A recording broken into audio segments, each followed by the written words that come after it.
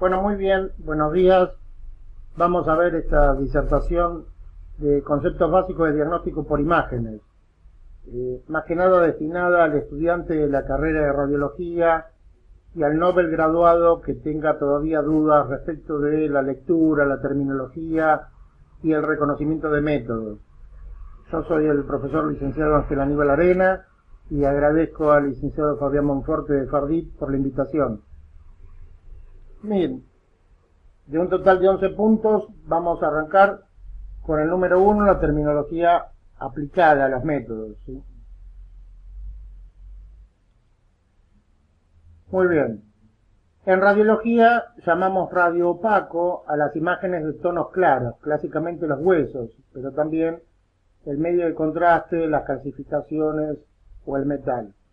Y radiolúcido a las imágenes de tono oscuro, clásicamente el aire pulmonar o también el gas intestinal.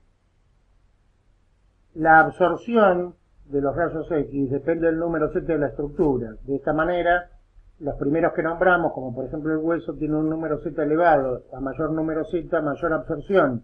Eso hace que las estructuras se representen con expresión radiopaca. Por el contrario, el aire pulmonar, el aire de la vía aérea superior, el gas de las vísceras del aparato digestivo, tiene un número Z bajo.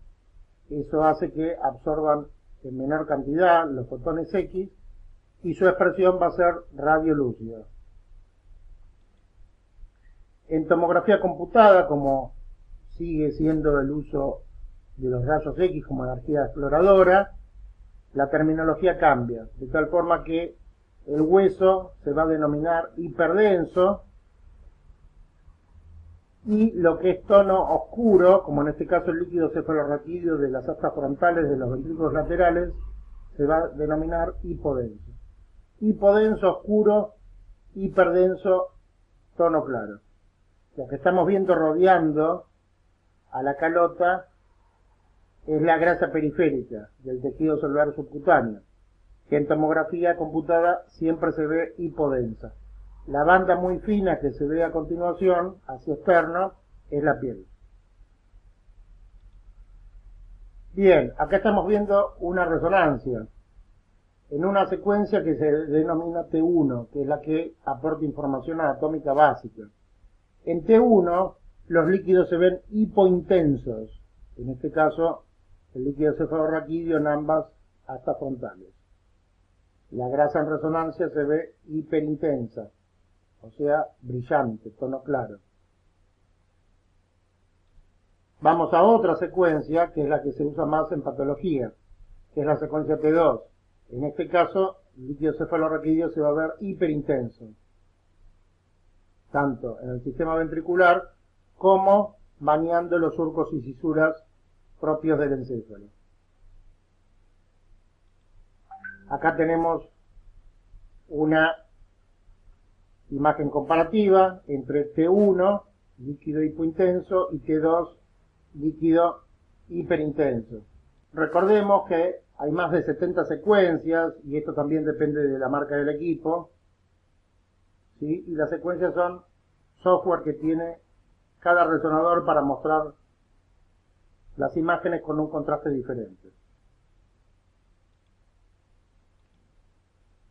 Bien, un caso clínico para demostrar la utilidad de la secuencia.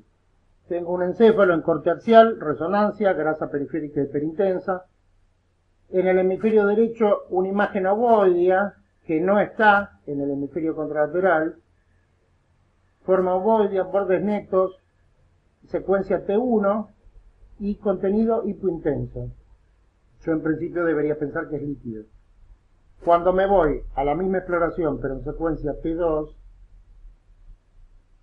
confirmo que el contenido es líquido porque cambió de hipointenso a hiperintenso. Bien. Vamos al segundo punto, otra confusión también frecuente. ¿Cómo se sabe cuándo es tomografía y cuándo es resonancia? Bien, algo estuvimos hablando, ¿sí?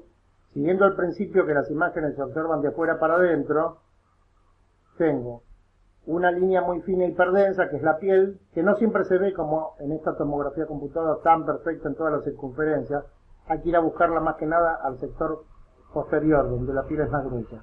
Marcada acá con la flecha roja, ¿sí? De característica hiperdensa. Lo que más importa es la flecha amarilla, lo que está por debajo. La grasa subcutánea, la grasa periférica siempre es hipodensa en una TC. Eso es lo que te marca que es una TC, grasa oscura. Y por debajo vemos una imagen mucho más gruesa en espesor, notablemente hiperdensa, que es el hueso. Sacamos la piel de lado, entonces, grasa hipodensa, hueso hiperdenso. Grasa oscura, hueso claro. Es una TC. Vamos a una resonancia.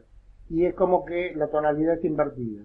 Siguiendo el principio de leer de afuera para adentro, grasa periférica hiperintensa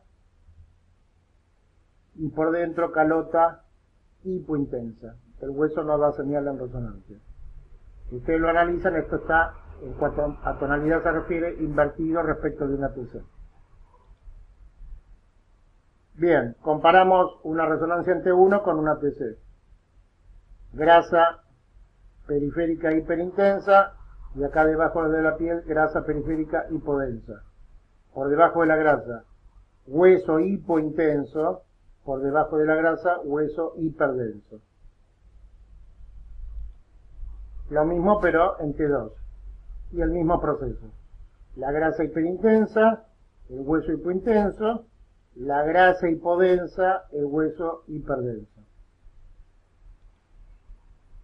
Bien, vamos al tercer punto, que es el uso del medio de contraste. Bueno, el medio de contraste en TC y realce paramagnético en resonancia, ¿para qué sirve? Bueno, básicamente dos cosas. Poner en evidencia estructuras que sin el uso de estos contrastes se van a notar muy poco, o a veces ni siquiera se notan, pero a la vez analizar también cómo absorben estas sustancias. Vamos a ejemplificarlo con imágenes. Tenemos tomografía computada, encéfalo, corte axial. En la primera imagen vemos un territorio marcadamente hipodenso, con prolongaciones. Esto se llama edema en dedo de guante.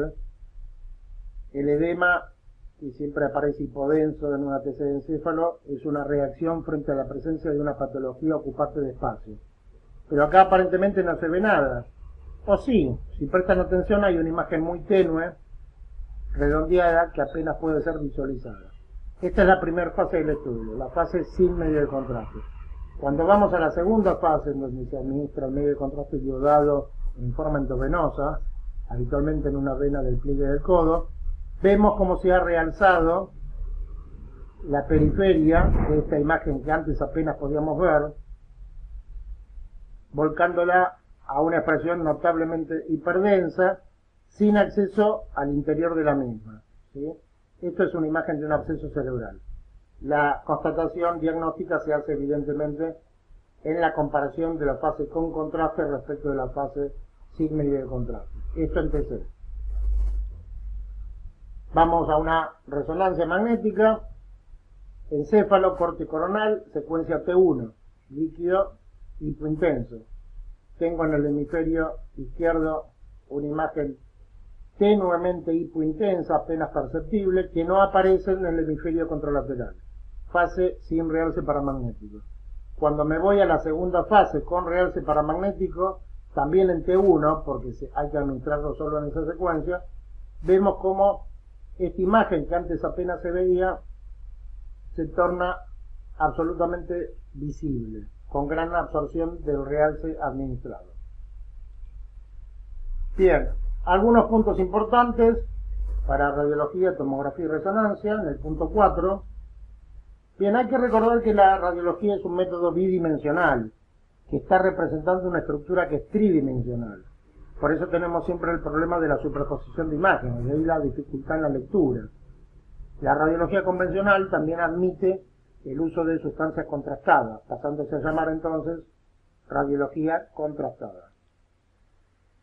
La tomografía también usa rayos X igual que la radiología, y recuerden que los estudios se hacen primero sin y después con medio de contraste, ¿sí? En la resonancia, las energías exploratorias son no ionizantes, el magnetismo y la onda de radiofrecuencia, y el realce paramagnético, que es el gadolínio, solo se administra la secuencia T1. Los equipos reconstruyen los cortes coronales y sagitales, que estamos viendo acá, a partir de cortes axiales. Esto lo hace todo el sistema de computación. O sea que tanto la PC como la resonancia son equipos que representan el modo multiplanar. Bien, el estudio de los territorios vasculares mediante angiografía. La comparación entre la angiografía convencional y la angiografía por sustracción digital. La gran diferencia es que en la angiografía convencional se puede ver el fondo anatómico, es decir, podemos notar estructuras anatómicas que están como parte normal de la imagen. En cambio, en la ASD, la angiografía por sustracción digital, justamente el software del arco en C elimina el fondo, lo cual me da mucho más detalle y riqueza de imagen en los vasos, que es lo que me interesa estudiar en definitiva. Veamos la comparación.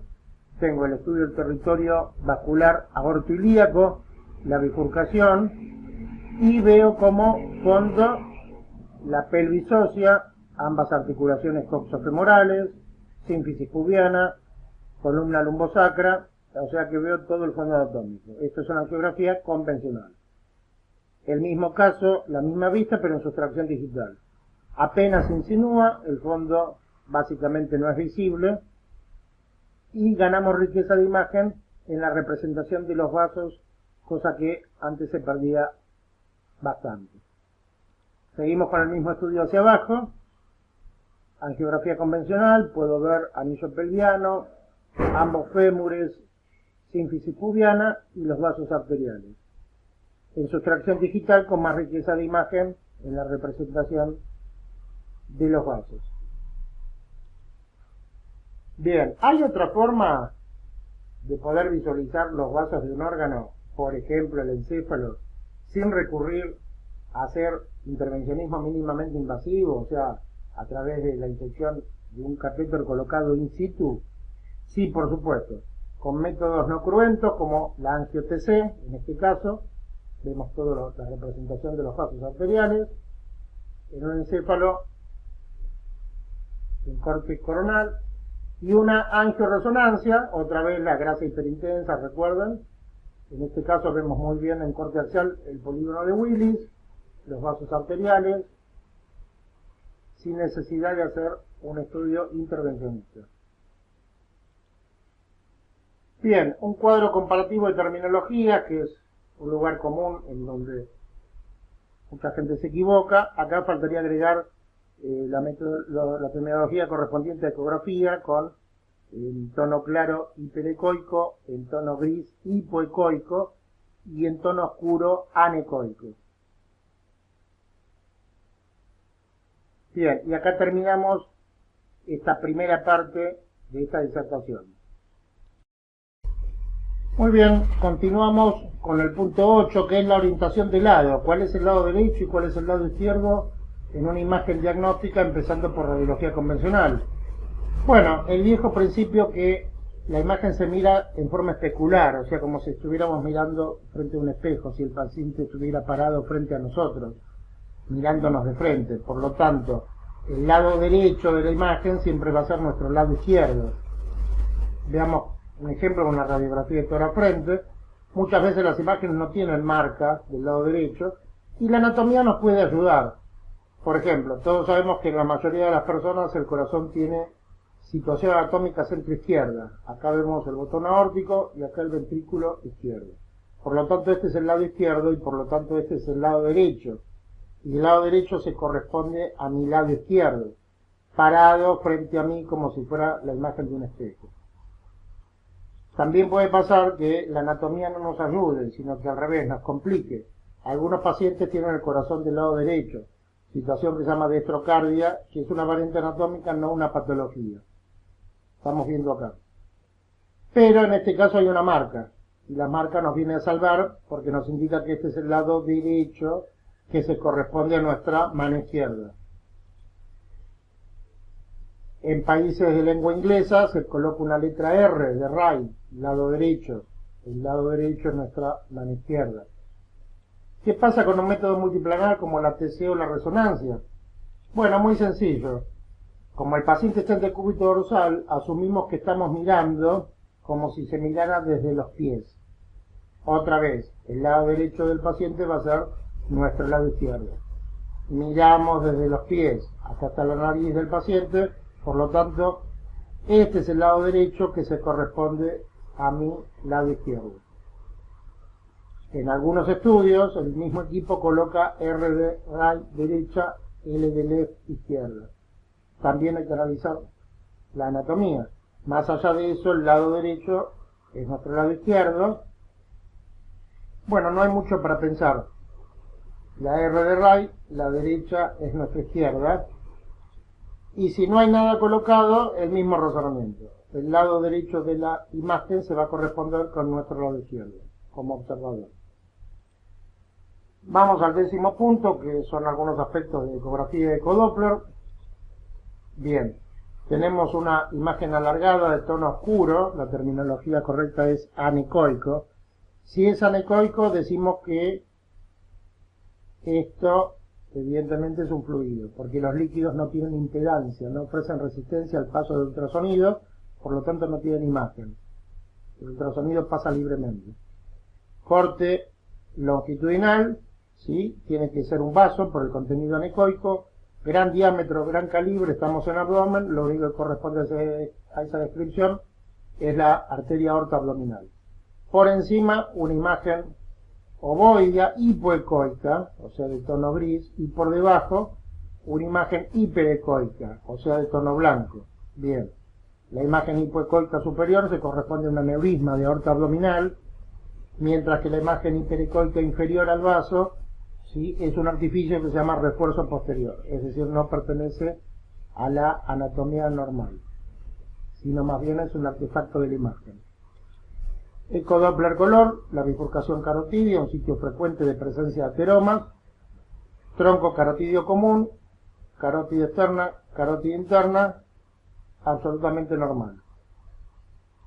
Otro paciente, el anterior era corte longitudinal y este es un corte transversal, o sea, lo que conocíamos en TC y en resonancia como un corte axial. Vemos un vaso acá, otro acá, ¿sí? El color vivo, en este caso naranja, nos indica que es fluido en movimiento, sangre básicamente, y en todo el corte transversal del vaso vemos que en la región inferior hay una obstrucción, puntualmente una placa de ateroma, que la están midiendo, casi llega aproximadamente al 40%, obstruyendo la luz del vaso.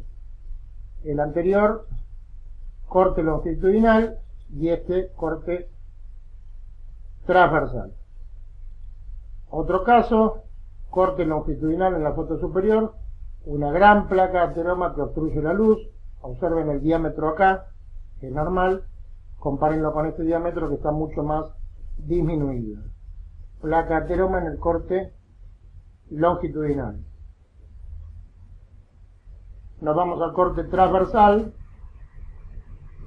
¿sí?, donde esa placa de ateroma la vemos acá en el sitio inferior de la imagen, obstruyendo en gran proporción la luz del vaso.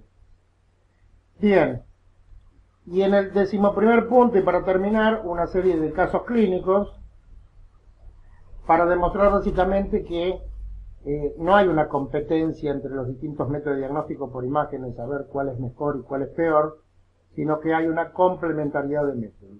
Vamos a analizar el primer caso. Bien, esta es una señora de 72 años que ingresa por guardia con cuadro neurológico, está descrito acá, que representaba desde la clínica neurológica la presencia de un foco isquémico. Grasa hipodensa periférica, TC, encéfalo corte axial, estudio normal. Ahora, lo que manda es la clínica. La señora tenía algo, pero el método fracasa en la demostración. La TC es normal, me voy a una resonancia en una secuencia que se llama difusión. Y puedo ver un pequeño foco, una imagen pequeña de aspecto hiperintenso, que está marcando la flecha roja, ¿sí?, que es una isquemia en fase aguda. La isquemia en fase aguda o hiperaguda, es decir, en las primeras horas del sucedido, no es raro que la TC no tenga imagen, porque tiene que pasar muchas horas, a veces 12, 18, 24 horas y hasta 36 horas para que aparezca alguna imagen significativa, que va a ser hipodensa, en la TC. En ese aspecto, la resonancia en secuencia de difusión tiene un diagnóstico mucho más precoz. La clínica médica nos establecía que había un foco neurológico y que el diagnóstico por imágenes tenía que ser capaz de demostrarlo. Comentarios. Entonces, el estudio normal no puede ser dado como válido. Tengo que seguir avanzando. ¿Por qué? Porque hay que aplicar el principio que la clínica es soberana. El paciente tiene clínica de un cuadro y el diagnóstico por imágenes lo tiene que demostrar. Vamos al segundo caso. Una mujer joven corriendo en maratón que tiene un dolor agudo en tobillo derecho, va a la guardia, radiografía, tibia, peroné, se informa como normal, la mandan a la casa con hielo, antiinflamatorios y reposo. 48 horas después, la paciente vuelve a la guardia con mayor dolor, se pide, observando las imágenes anteriores, que eran normales, una TC con ventana ósea. Hay una discreta imagen difusa, hiperintensa, pero en definitiva el estudio fue visto por varios especialistas e interpretado como normal. La paciente vuelve a ser remitida a la casa y 3 días después, con un dolor ya más en aumento, concurre y se pide una resonancia en donde aparece la imagen de esto que se llama fractura oculta, una fractura microscópica que no puede verse en la TC y mucho menos en la radiología convencional. ¿Sí? Bien, otra vez la clínica es soberana. El estudio normal no puede poner en duda el aspecto clínico de la imagen. Se avanza de lo más sencillo a lo más complejo hasta llegar al diagnóstico de certeza. Muy bien, el tercero y último de los casos clínicos. Sí, tenemos una TC de pelvis en corte axial, sin medio de contraste, con ventana ósea, ¿sí? Y acá podemos ver una imagen de hiperdensidad difusa con una irregularidad en la TC.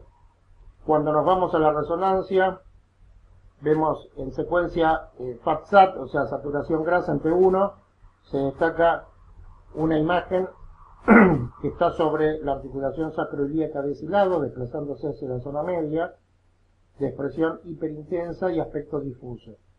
Comparen la ubicación anterior en la TC, la tengo acá en la resonancia, ¿sí? Con los antecedentes clínicos del paciente y ante la posibilidad que sea una neoplasia, se pide una imagen híbrida de tomografía de emisión de positrones con tomografía computada y se observa un foco de hipercaptación, siendo compatible con un proceso maligno. Volvemos a repasar en TC, en resonancia y en TEP-TC. Bien, en este caso era un paciente masculino, 26 años, con linfoma de Hodgkin. Entonces, demostramos que la complementariedad de los métodos es muy útil para llegar al diagnóstico de certeza. Los métodos entonces no compiten entre sí, sino que se complementan. Muy bien, agradezco al licenciado Fabián Monforte y a Fardit la invitación para participar en este evento. Muchas gracias a todos, espero que la disertación les haya sido de utilidad.